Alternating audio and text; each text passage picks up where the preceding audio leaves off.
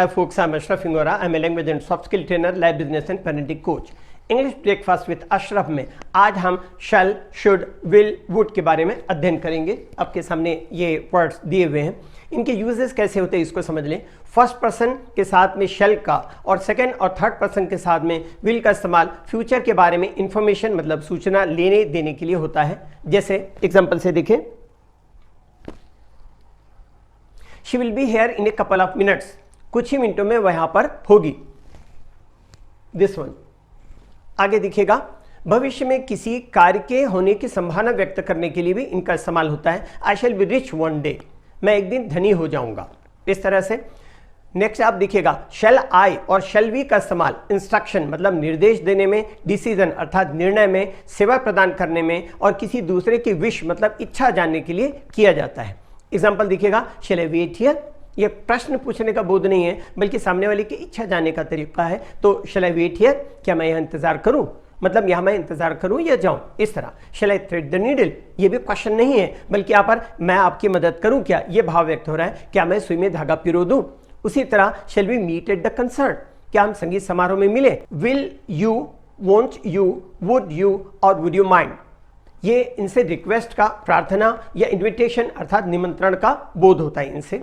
खास करके ध्यान दें, विल यू का इस्तेमाल इंस्ट्रक्शन मतलब निर्देश में, ऑर्डर मतलब आज्ञा देने के लिए होता है, रिक्वेस्ट के लिए नहीं होता इसका इस्तेमाल।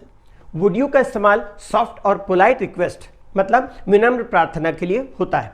एग्जाम्पल से आप समझिएगा, will you be quiet please, क्या आप कृपया शांत रहेंगे। Will you be quiet please. उसी तरीके से won't you wait here please, क्या तुम यहां इंतजार नहीं करोगे। Would you mind shutting the door, क्या आप कृपया दरवाजा बंद करेंगे। Would you lend me some money please, क्या आप कृपया मुझे कुछ पैसे उधार देंगे।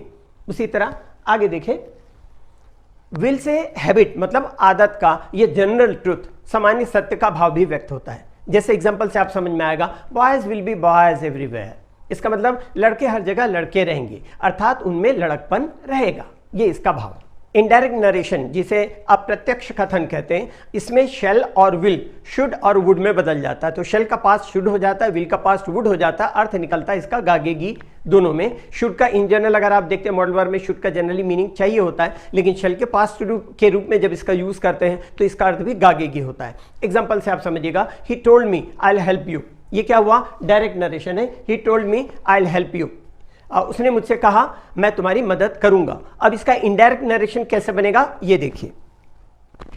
इनडायरेक्ट नरेशन में इसका यूज होगा, he told me that he would help me. Indirect narration हुआ, उसने मुझसे कहा कि वह मेरी मदद करेगा। पहले में क्या था, मैं तुम्हारी मदद करूंगा, जो उसका डायरेक्ट नरेशन था, जैसा उसने कहा है उसी तरह, और उसको अपने शब्दों में जब आप कहते हैं तो वो इनडायरेक्ट नरेशन होता है। नेक्स्ट देखिएगा, शर्त या समय का बोध कराने वाले वाक्यों में जो सबऑर्डिनेट एडवर्ब क्लॉज होता है, जिसको आश्रित क्रिया विशेषण उपवाक्य कहते हैं, इनके साथ सिंपल प्रेजेंट और मेन जो क्लॉज होता है, प्रिंसिपल क्लॉज होता है, मुख्य उपवाक्य होता है, उनके साथ सिंपल फ्यूचर का इस्तेमाल होता है। You will fall ill if you go out in rain, अगर तुम बारिश में बाहर जाते हो मतलब जाओगे तो भीग जाओगे, इस तरह you will fall ill if you go out in rain. आगे, if you go out in rain you will fall ill, इसे दोनों तरह से कहा जा सकता है, अगर तुम बारिश में बाहर जाते हो या जाओगे तो भीग जाओगे, इस तरह से ये एग्जांपल दिया है आपके सामने। If you will eat so much of fat you will get fat soon, इसका मतलब अगर आप ज्यादा वसा युक्त चीजें खाओगे तो मोटे हो जाओगे। अब देखिएगा दोनों में अंतर हम बता रहे हैं। पहले अभी हमने जो बताया था कि प्रिंसिपल क्लॉज यहाँ पर फ्यूचर इंडेफिनिट टेंस और प्रेजेंट इंडेफिनिट टेंस के दो सेंटेंस स्ट्रक्चर हमने बताया था। शर्त या समय का बोध कराने वाले वाक्यों में subordinate adverb clause simple present में होता है, लेकिन अगर मान लीजिए यहाँ पर पोलाइट रिक्वेस्ट का, विलिंगनेस का, डिटर्मिनेशन का, इंसिस्टेंस मतलब आग्रह का बोध होगा, तो यहां पर आप देखेंगे दोनों सेंटेंसेस में फ्यूचर का यूज हुआ है। इफ वाला सेंटेंस अभी आपने देखा, if you will eat so much of fat you will get fat soon. समय, शर्त या कारण का बोध कराने वाले वाक्यों में गोइंग टू की बजाय शैल विल का इस्तेमाल होता है। जैसे देखिएगा, इफ आई हैव, यहां पर आप देखिए गोइंग टू का तो इस्तेमाल हो भी नहीं सकता। If I have money I will buy A laptop, इसका मतलब क्या होगा, अगर मेरे पास पैसे हों तो मैं लैपटॉप खरीदूंगा, मतलब पैसे होंगे तो मैं लैपटॉप खरीदूंगा।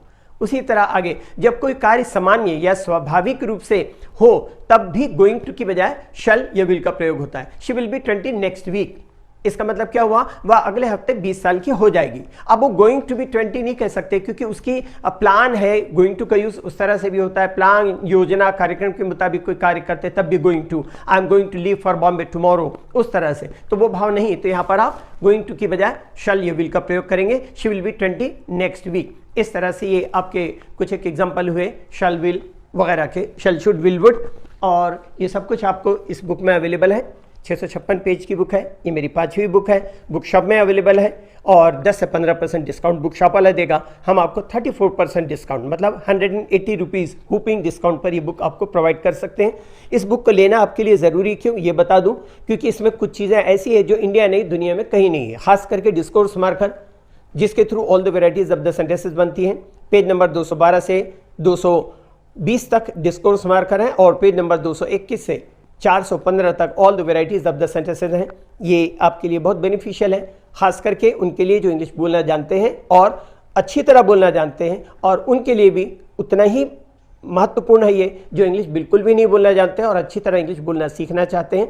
ये बुक अगर आपको चाहिए तो आप मुझसे कांटेक्ट कर सकते हैं। आपको डिस्काउंट बताया जा चुका है और ये बुक अवेलेबल है मार्केट में। बताने के पीछे बार बार रीज़न ये है कि this will certainly be very much helpful for all those who are willing to improve their fluency considerably well. English के लिए आप मेरे channel English breakfast with Ashraf and soft skill के लिए Ashraf the mover and shaker को like, share and subscribe करें। Comment section में comment करें, बेल आइकॉन प्रेस करें और मेरी बुक जरूर पढ़ें।